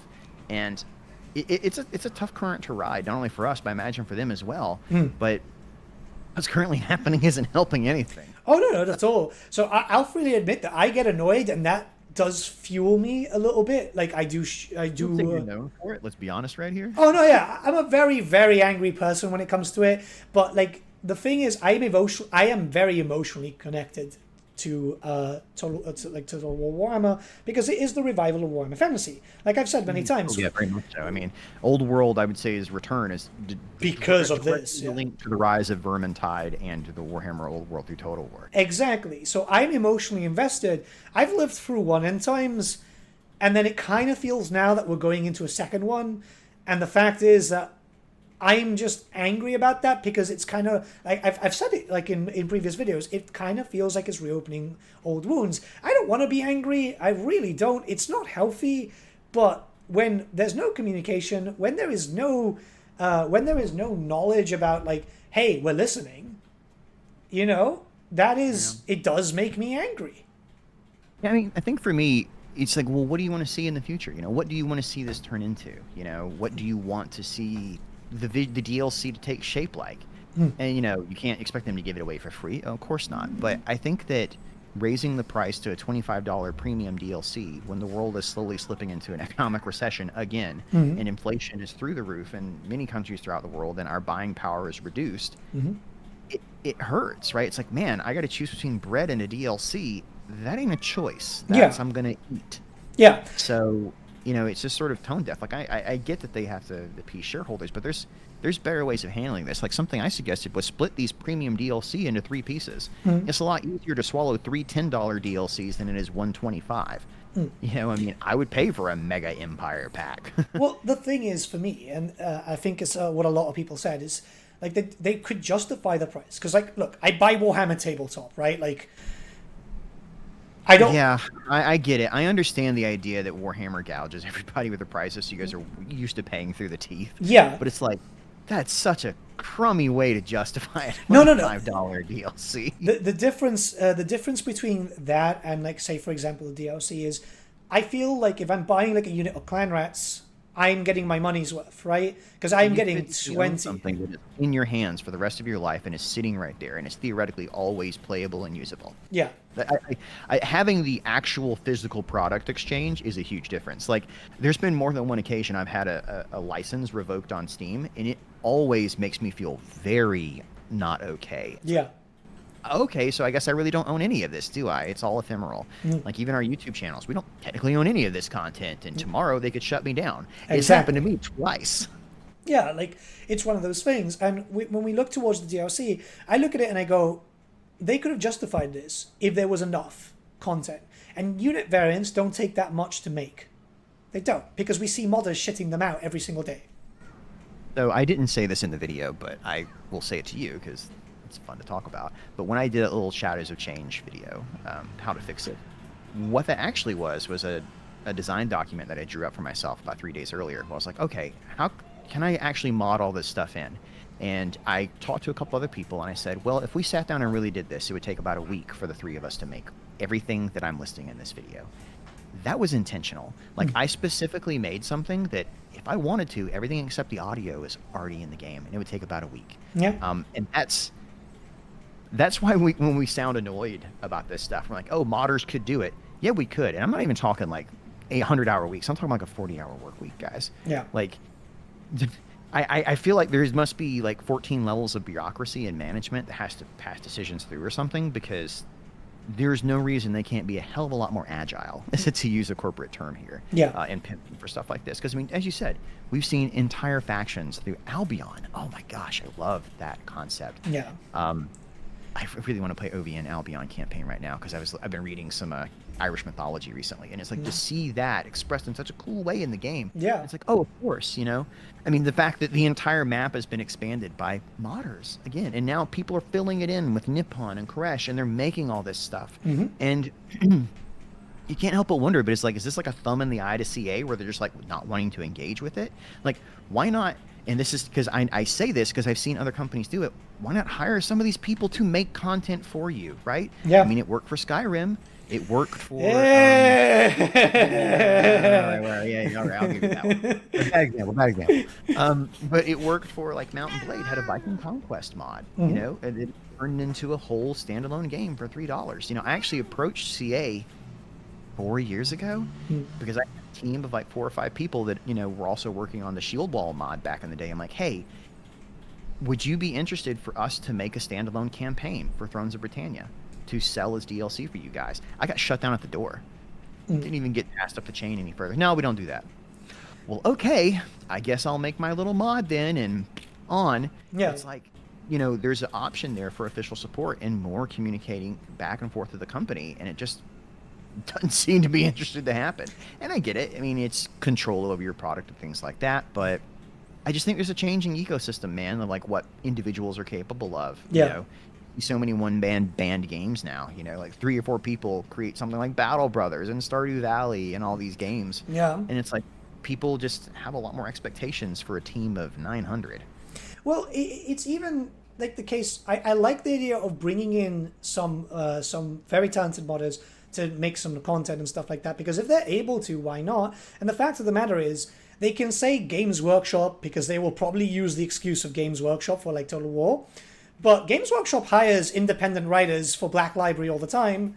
So tell me, if they can get independent writers, you know, And CA already uses contractors. You can see it in a lot of the artwork and things like that. Those actually don't work for the people that make them don't work for the company. A lot of times they're hiring out the unit cards. They're hiring out the the event art, and that's one reason the event art and concept art change so frequently. They don't always look the same, as it's not always the same artist. yeah, But you mentioned earlier, part of the problem with underlying modding is, sort of the gray legality of it. I mean, being able to bring these people in that have a good idea and bring them under that protection banner is a huge thing. I mean, dude, an Albion, like making that Albion except officially supported, add a couple extra flavors and features, a little more variety for the bodies. I mean, there's no reason that couldn't be something. And I think that any time where we get more content more regularly is a win for everybody in the community. Everybody wants more. Yeah. So give it to them. I mean, at the current pace we're going, right, we're going to assume at most 3 years of support for this game, right? We already lost a year just trying to get Immortal Empires working, right? So we have 3 DLC in the next year, and then maybe 3 more. Yeah. So let's assume that all of our core races get something else, something with vampire counts, which is probably attached to Nagash because there's so much, on there. I've heard a lot of rumors that he's DLC 100. He's the big final capstone. That's sort of their magic number. And what happens after that? There isn't anything else. That's it stops. I like certain supporting characters that do different things. Like I've gone on record a number of times. Bertrand the Brigand. I've been working on a Bertrand the Brigand mod, in the background on and off for a year and a half. I just keep losing interest because I lose interest in the game. I don't want to keep going and playing it. Yeah. But like having factions like Dryka that work as the antithesis of what they're doing. A Bretonnian who fights Bretonnians, so you have to use your own tactics against yourself. It changes the style of the game. And that's a sort of experimental small tier stuff that we lose when we lost legendary lords that were free. Suddenly we don't get these weirdo campaigns that cost nothing to do. I would love to see legendary lords come back. I was one of the people that vocally asked for legendary heroes. I didn't think it was going to be at the expense of legendary lords, though. Yeah, it's the problem. It's anything that you ask for CA, it turns into a monkey paw situation, And it's bad. Such a beautiful analogy, because it really is. It's like, oh, you wanted blank? Well, we cut all the budget from other stuff instead. Okay, so you wanted a siege rework? Great. Well, we're going to attach it to this new survival mechanic you're never going to play again. Oh, okay. Thanks. I don't understand the survival battles in... Like, I get it in terms of, like... They wanted a new multiplayer game mode. That's the whole thing, is they were really pushing that as a new multiplayer mode, that domination mode, basically. Yeah. And, my wife has written several papers on game theory and things like that, and, like, the use of communities and stuff. And her constant thought whenever she watches Total War stuff is, they have no support for this. Where's the behind the scenes? Where's the money? Like, they're not publicizing this publicly. There's not a regular monthly tournament. You're never going to get a multiplayer scene unless you have those things. Because, but that's the thing. They want you to do it. They want, like, creator who does multiplayer battles to do it. It's like... Not how it works anymore, man. No. He's got to back it. And especially with Warhammer, the expectation is a battle on a tabletop. I mean, that's what people are doing. That's why multiplayer is more popular. People are doing that. I mean, I was one of those people that was like, oh, cool, man, multiplayer campaign, like 8 people playing, that sounds fun. And then I tried it with you guys that time. I was knocking my head against the wall by the end of it. So bored. I was like, I've been waiting to take a turn for 30 minutes. Exactly. It's like, there's got to figure out something here. It is... The concept is good, the execution is bad, and that's what kills a lot of stuff. Like, it's very obvious what they wanted to do with Warhammer 3. That's true of not just TA as well, but, very true for it feels like a lot of Total War stuff, especially the mechanics in the recent DLC. I think we both railed against those pretty hard. And it's like, who is testing this internally? Like, who is looking at this when it actually gets made and going, yes, this was a success? I mean, Mother Stankia, way too overpowered. Like, you can delete armies without getting into combat because of the curses. You can't lose as the Changeling. If you can't lose a game, then there's no point playing that game. And then Yuan Bo gets so powerful that there's no reason for you to play Zhao Ming or Miao Miao anymore. There is literally no reason. He gets everything they do plus more. I mean, that was one of the things I said initially during my early reviews of Warhammer 3 is like the caravan mechanic and the Great Wall reinforcement mechanic should have been separate. Like Yeah. those were bespoke mechanics for each lord. Mhm. Like, why would I ever reinforce the Great Wall with a compass as you and Bo? I don't care. I'm just Yeah. gonna take it over from her later. Like it made no sense. Yeah. It's just I think they're trying to be quick about it. They were trying to get as much money as possible. Cathay was always going to make a lot of money for Warhammer and for Total War because people were starved. Like the Warhammer fans wanted Cathay since the freaking 80s, right? And it would have been big hype for Total War Warhammer to have a race that never had an official army, barring a few miniatures. So that was going to be massive, but the execution was just not good. And I've heard that Grand Cathay actually wasn't originally even planned for Warhammer 3. They were a late addition when Games Workshop started thinking about dreaming back up Old World and like kind of changing what was allowed. That old map we used to see back in the day is actually accurate. You remember where it used to stop just outside the Darklands? That was the plan until very late in Warhammer 3's production. I heard those things too because like there was a member of staff from CA, which I'm not going to name because I don't want to put him on the fire. He didn't have a good release and there was a lot of drama, but he said that Cathay originally was not part of the original plan and that changed later on. So it's like obviously things change, and we heard this too. Remember? Except for the Shadows of Change DLC, that one doesn't change. Yeah, which is funny given the name. But Womp I had an interview with Rich Aldridge before TwitchCon, and I said how much I loved the Vampire Coast DLC, right? See, my interview with him was really friendly, and I think it's because we kept jumping to tabletop stuff a lot, because like he is old school Warhammer, right? And I feel like I could enjoy a conversation with him, which I did. And he told me in that interview, it's because I said how much I liked the Vampire Coast DLC. That was an army which had a supplement in White Dwarf. And he said something along the lines, so I'm paraphrasing, is, I'm glad you did, because originally it was something completely different. I was like, and I wanted to push on it, but I was like, maybe I can't, and then I'm going to get told off, you know? So I was like, I'm not going to ask, you know? But originally something different. It's like, that sounds curious, right? Obviously, plans change, and I honestly have a feeling that it was going to be a Vampire Count DLC, and then they just decided, screw it, let's go full ham. Yeah, interviews with the developers are very odd, because everyone's like, oh, how come you didn't ask about blank? Because they're not allowed to talk about blank, and it would have been a waste of time to do so. So it's a very narrow tight walk of trying to get them to open up and feel like you are on their side, which we are. I mean, we like the game. Yeah. But also to be like, cool, give us more into your process. You know, that's why we're talking to you. We don't want the same stuff you're saying to PC Gamer. Yeah. Like, why would people watch the video? It's the exact same thing. Open to new interesting facts. Yeah. You know, I always wonder, is like, you know, I know why people aren't willing to say more to us, because it goes on the internet afterwards and they're quoted endlessly. I mean, that's why. No, I mean, so I can't speak about like interviews that I've had with CA, but I can speak about the interviews that I've had with Cubicle 7. Lovely company, by the way. I absolutely adore them. They're so nice. I've done interviews with them, and I have to send them in, and those questions have to be reviewed. I had a bunch of questions for Cubicle 7 in that big interview that I did with them, and a lot of them got turned down. It just happens that way. Now, I understand why it gets turned down, so it's like, you know what? Fair. At the end of the day, at least they're nice enough to be able to sit down with me and answer a bunch of other stuff. Hell, I confirmed the lore theory from like the 90s, which was insane. Like, they actually gave me confirmation of that video. For me, that was a win. But like, it's one of those things where we actually actively ask, like, when I came to the Cubicle 7 interview, I must have given 70 questions and only 30 of them got approved. Oh, wow. Yeah, it just happens. Some stuff, maybe it's stuff that they've got planned later down the line, so they don't want to talk about it now, which is perfectly fine and so on, you know?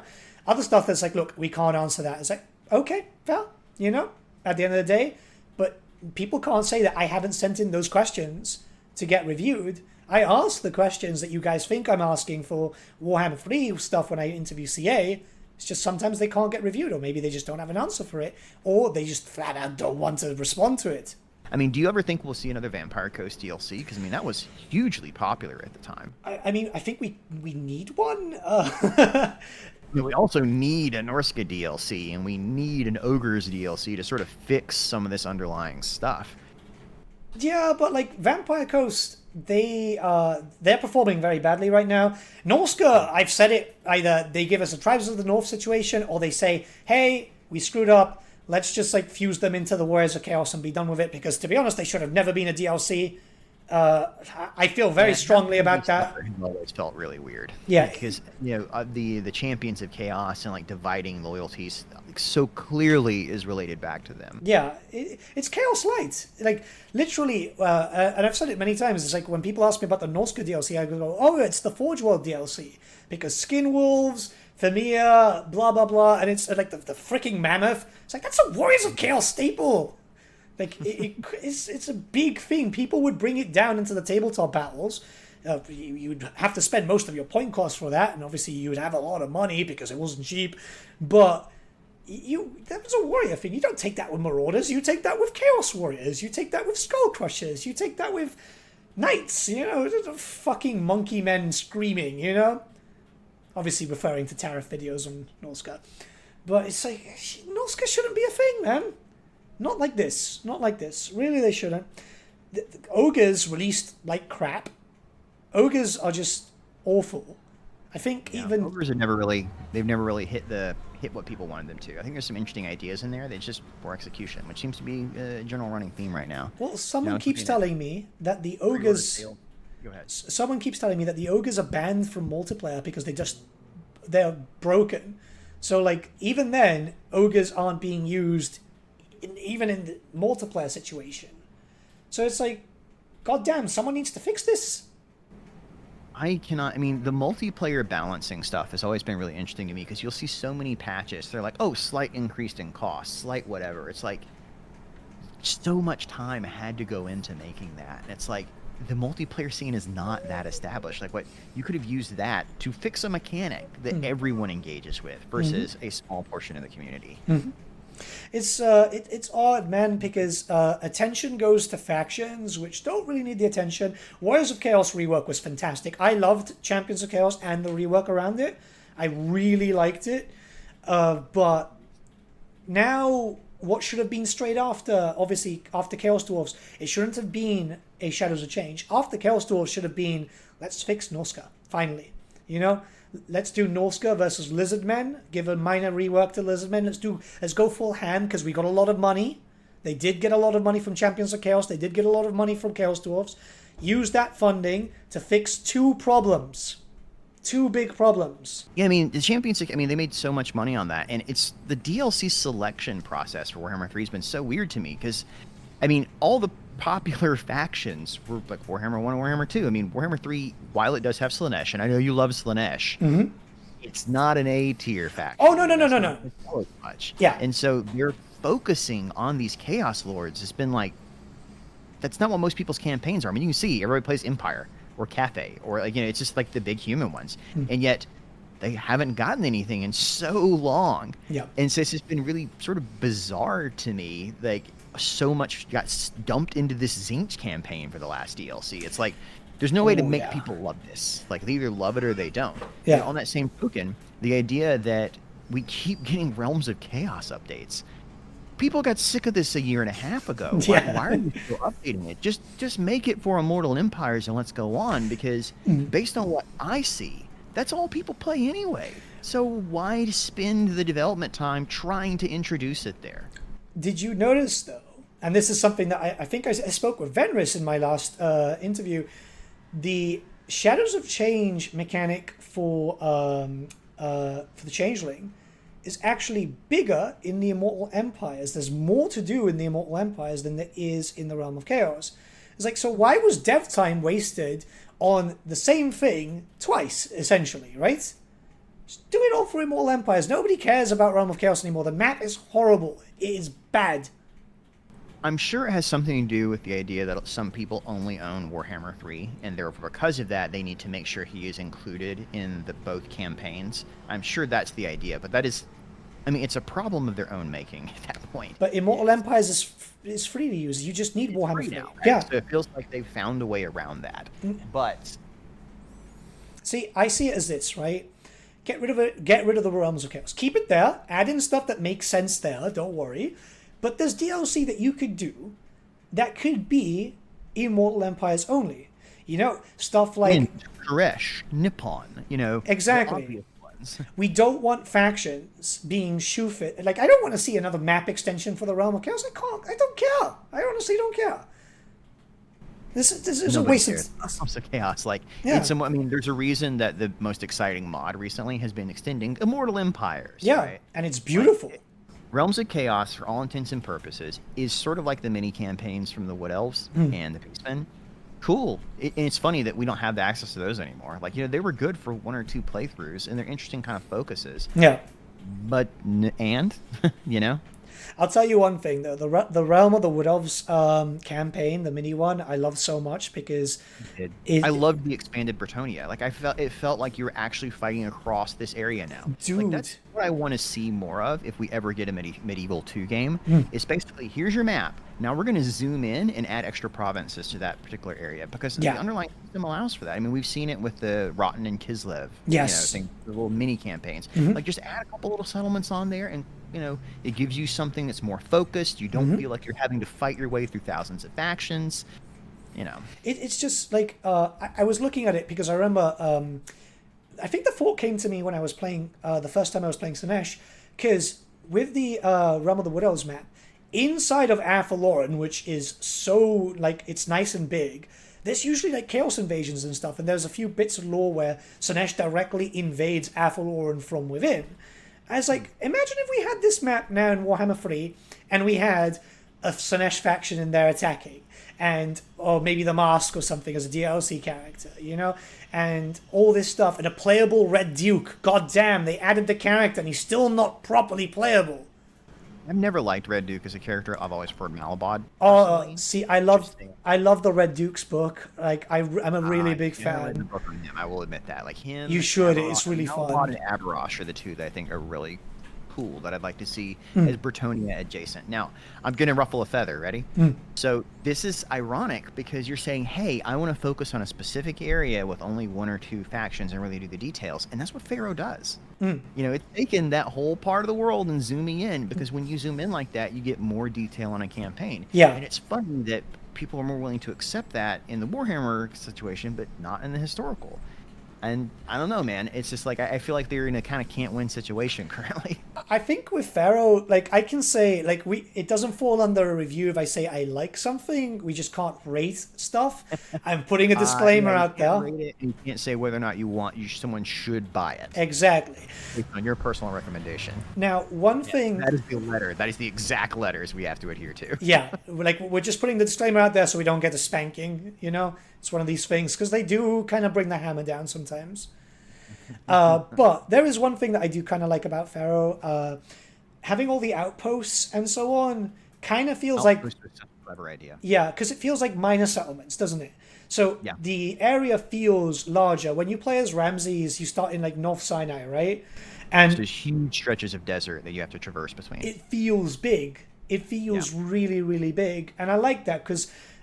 if you look at, say, Reichland in Warhammer 3, it's tiny, and it's like, this is a very large place. Right. It feels like it should be bigger. It's one of those weird things about Warhammer to me that I think you can make an argument for just an old world map, right? Just a giant, big old world map from, like, Warhammer 1, and that is 90% what people want. I think that's what Games Workshop itself has realized. Yeah. Is it's cool to have this ancillary stuff on the edges, but you can get everybody on that map. Yeah.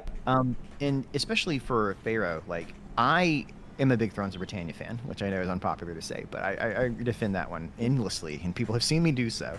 And the minor little outposts are an idea from Thrones of Britannia. They're basically minor settlements. It's like, here, they're dedicated to a certain resource or a certain thing, and they're meant to change hands.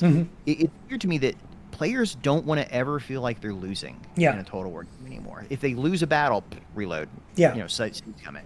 It's like, no, I mean, what happened to the give and take? The fact that you're getting raided, how are you going to push back, right? That you can't infinitely hold something with garrisons. Just build a garrison and put it there. You don't need a building to do that. Just do the thing yourself. It's like, oh, you can't afford it? Well, then figure out something else. I mean, that's the whole point that, it's almost like it wants to be easy mode, but hard mode at the same time. Like, people want legendary mode, but they also want to be able to win all the time. And it's like, well, you got to pick. Yeah. I mean, it's one of these things where, like, with the thing of the outposts, in Pharaoh you can't take over the outpost until you take over the settlement. At least that's how I've seen. I know that. That makes sense, because the only time I engaged with it, I did this crazy turn as Ramses, Yeah. where he has that ability where it resets your movement points. Yes, yeah. So I crossed the entire Sinai and took 2 places in a single turn. So I double march stanced, hit the outpost, which replenished my movement, and then hit his button, which replenished it again. And I covered this stupid amount of ground. Jeez, yeah. And then was able to take 2. I mean, you can only do that like once every like 8 turns, but I was like, I planned it out to see if I could, and I was like, holy crap. I could cover like a quarter of the map in a turn, man. That's insane. Wow. It was fun. Yeah, I mean, I think it's intentional, but it's not one of those things that they initially sort of advertise to you, because they want you to sort of figure out, if you play with the systems, you can make some cool stuff happen. Yeah, no, like there's been a lot of attention and stuff. Like I have a video for Pharaoh, which is like the quality of life improvements. It's something that you guys will likely see in the future. It's something that Creative Assembly came up to ask me to do, because we were chatting about stuff. And there's some things I am keen about in Pharaoh. Like there's a lot of things which you can be keen about in any Total War title, you know? I mean, there's always something to be excited for. I generally take the positive route. And I think with Pharaoh, part of it, as you said, is price. People are having problems with that price, you know, in this modern. And the thing is, like, it's not that it's not worth or anything else. It's just that's a high price to ask right now. Yeah. And on top of that, I think the scope, people wanted, okay, if you're going to do Bronze Age, do the whole Bronze Age. Yeah. Stop doing pieces of the Bronze Age. Like, there's just, while there is a lot of difference between them right there, it doesn't feel like there's enough cultural difference for a lot of people. Yeah.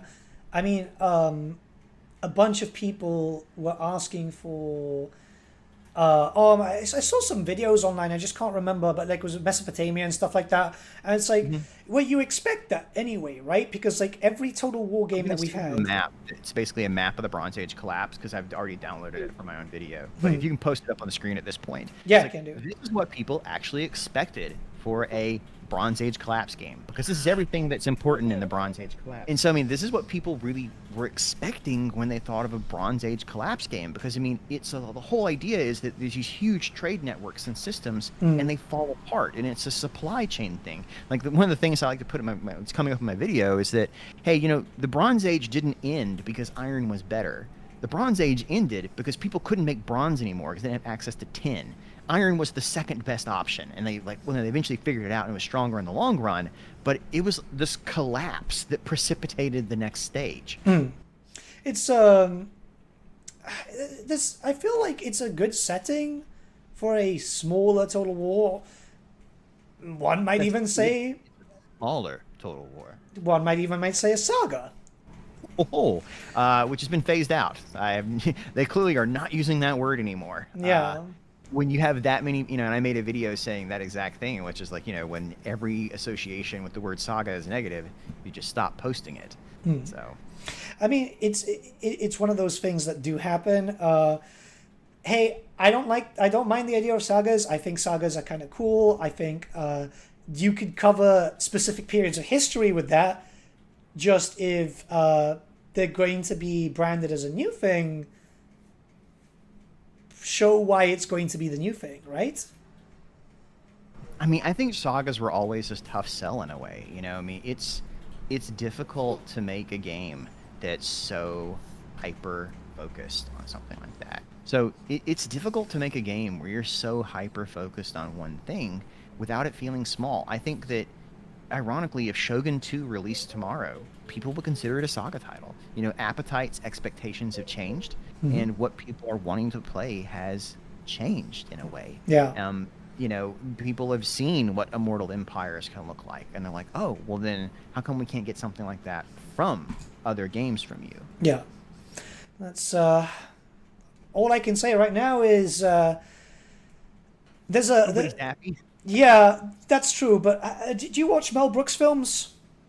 Oh, yes. Hope for the best, expect the I have worst. Monty Python and Mel Brooks Rays. You can watch my channel and see those jokes. I steal all of them. Yeah, hope for the best, expect the worst. That's all I can say at the moment until proven otherwise. And hopefully, let's be proven otherwise. Right? Yep. I mean, that's what I want. I mean, I want people to prove me otherwise. I want to comment. Like, I want to keep covering this stuff. I'd love to see some really radical changes come down. But I mean, it's part of that corporate structure where it's all about that green line. It's like, they want to make the same thing because the same thing works. You keep doing it. That's why we have Madden 28. That's why we have Call of Duty, Modern Warfare 2. It's just like, it's just that system is built for these sort of things. So, I hope that someone comes in and like really radically alters what they're doing there. Yeah. But with that being said, because you are probably being called away by the little ones. I am. Somebody here wants some lunch. Do you want lunch? You want to wave? Say hi? This is why I'm home, by the way. This is why I don't post more than I do. If somebody comes over, she's like, food. Yes. Yes, you do. And you've been very patient with me. Thank you so much. I greatly appreciate it. But thanks for chatting with me, man. I had a great time. Yeah, and, this was really fun. We can chat some more once something happens. Because something's got to give. I mean, that's the thing right here is everyone can feel it. Like there's change in the air. Ironically, it's just like how's it gonna go? You can't keep doing the status quo. People have made it clear they're not okay with that. Yeah. Shadows of Change's sales were rock bottom, and Pharaoh is number like 1,000 on total sales or something like that. I don't know, man. If all I'm thinking is if things get worse, I'm going to have to license out the Faulty Towers theme song, and that's how I'm just going to talk about CA from now on. I'm kidding. Just like, yeah. I think that's another mill. It's like, it can always get worse. There's always something there, man. Forever from now on, we'll name everything John's. Yeah. All right. See you later, man. Thank you. Have a good one.